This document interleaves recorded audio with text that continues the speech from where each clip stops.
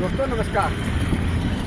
मैं चंडीगढ़ और जो पंजाब का जो बॉर्डर है मोहाली में खड़ा हूँ। चंडीगढ़ ये सामने यहाँ से 10 कदम दूर है। चंडीगढ़ की बाउंड्री मुश्किल से 10 कदम दूर है। और चंडीगढ़ की दो बड़ी खबरें मेरे पास हैं। एक 15 जनवरी का अखबार है, एक 16 जनवरी का। आज 16 जनवरी है। 15 जनवरी का अखबार के फ्रंट पेज की बड़ी खबर ये है कि गौशाला में 50 से 60 गाय मरी हुई मिली। और 16 जनवरी की खबर ये है कि 9 में से 7 गाय के पेट में प्लास्टिक निकला। प्लास्टिक खाने से मरी है। दोस्तों, हम पहले भी बार बार ये मुद्दा उठाते रहे हैं कि गौशाला गाय को कभी नहीं बचा सकती है। और कल जब गौशाला में जो गाय मरी उस टाइम कुछ तथाकथित गोभक्त, तथाकथित इसलिए कह रहा हूं कि उनको असल में गाय से जीने मरने से कोई मतलब नहीं है, अपनी राजनीति चमकानी है। और वो गोभक्त सड़क रोक रहे थे और जिंदाबाद मुर्दाबाद कर रहे थे। लेकिन ये गाय वो तो मर चुकी, जो मरने के रास्ते पे चल रही है। देखो आप, ये क्या खा रही है? प्लास्टिक खा रही है। और चंडीगढ़ में ही है ये, लगभग चंडीगढ़ से 10 कदम दूर है। ये आप देखो, यहाँ कम से कम 200-500 गायें। और ये आज एक दिन की बात नहीं कर रहा हूँ, हर दिन ये प्लास्टिक खाती है, प्लास्टिक खा के मरती है।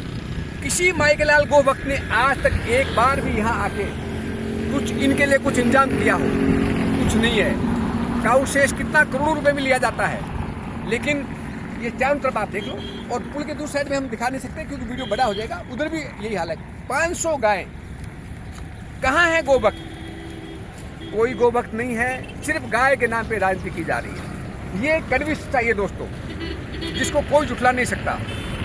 और इसका समाधान गौशाला नहीं है। मैं तो सरकार से कहता हूं कि ये जो गाय का जो कानून है उसी में ही बदलाव की आवश्यकता है। कोई भी गाय इधर से उधर को ट्रांसपोर्ट करे, जिसके साथ जैसे मॉब लिंचिंग की घटनाएं होती हैं, वो घटनाएं रुकेंगी तो गाय ये गंदगी खा के मरने से रुकेगी। गाय के अलावा कोई भी पशु ऐसे आपको सड़कों पर प्लास्टिक खाते हुए नहीं दिखेगा। सिवाय गाय के कोई भी पशु प्लास्टिक खा के ऐसे सड़कों पे मरते हुए नहीं देखेगा। और खुद गवर्नमेंट के डाटा हैं, सड़कों पे जो आवारा पशु से जो एक्सीडेंट होके जो परिवार खत्म हो जाते हैं, बर्बाद हो जाते हैं, उसमें 90% एक्सीडेंट गाय के द्वारा होते हैं। गाय भी घायल होके तड़पती है, तड़प के मरती है और परिवार खत्म हो जाते हैं। तो जिस परिवार का कोई खत्म होता है उन्हीं को ही पता चलता है। तो जो भी मेरे गोभक्त हैं दोस्त, उनसे मेरी रिक्वेस्ट है कि इनके लिए कुछ किया जाए। अगर सच में आप गोभक्त हो तो। और सरकार से मैं तो गोभक्तों से कहूँगा कि सरकार के पास आवाज़ उठाओ, जिससे इनका ये समाधान हो। और ये सिर्फ यहाँ की बात नहीं, पूरे देश में कहीं भी जाओ।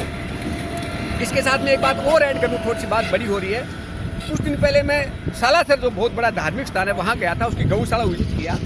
वहाँ लोग अपने हाथ से हरा चारा खिला के फोटो खिंचवा रहे थे। उसी गौशाला के जस्ट गेट के सामने सड़क क्रॉस किया 20 फीट का, जस्ट गेट के सामने 50 गाय सेम इसी तरह प्लास्टिक खा रही थी। गाय अंदर थी, वो तो गौ माता है, बाहर वाली क्या है? ये सवाल गोभक्त बता सकते हैं। गाय जो गौशाला का गेट के सामने 50 गाय सालासर में प्लास्टिक खा रही थी। तो ये कड़वी सच्चाई है दोस्तों। हम अगर इसका समाधान चाहते हैं, असल में चाहते हैं कि गाय बेमौत ना मरे, तो उसका हल गौशाला नहीं है। धन्यवाद दोस्तों।